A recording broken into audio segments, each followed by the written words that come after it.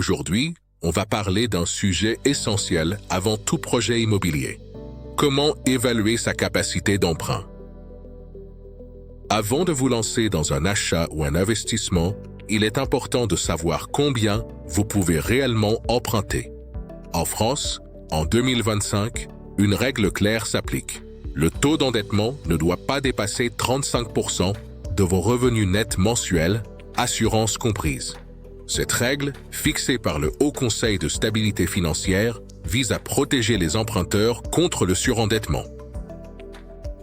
La capacité d'emprunt, c'est le montant maximum qu'une banque accepte de vous prêter selon votre situation financière. Elle dépend de plusieurs éléments: vos revenus nets mensuels, vos charges, votre apport personnel et la durée du prêt. Plus la durée est longue, plus vous pouvez emprunter. Mais les intérêts augmentent aussi. Prenons un exemple simple. Si vous gagnez 3 000 € net par mois, la mensualité maximale autorisée est de 1 050 €.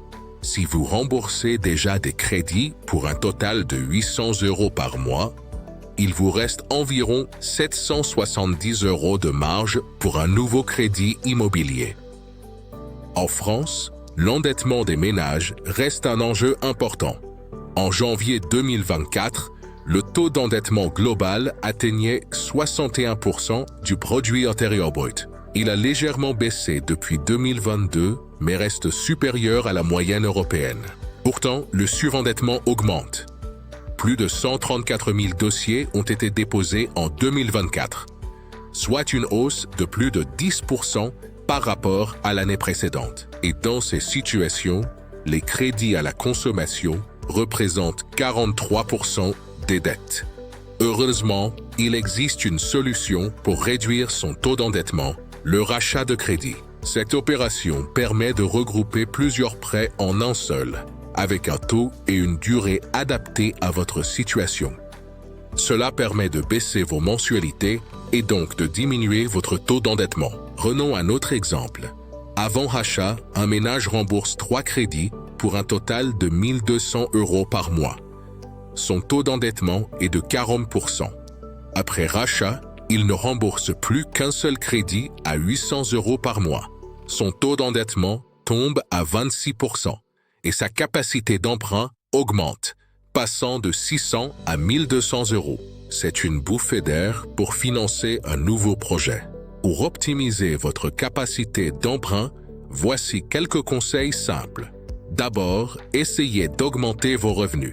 Une évolution de salaire, un revenu locatif ou une activité complémentaire peuvent aider. Ensuite, réduisez vos charges en remboursant par exemple vos petits crédits en cours.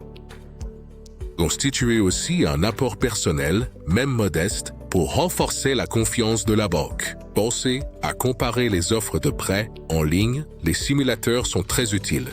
Et surtout, n'hésitez pas à vous faire accompagner par un courtier comme J'Optimise. Nous vous aidons à trouver la meilleure solution et à gagner du temps dans vos démarches.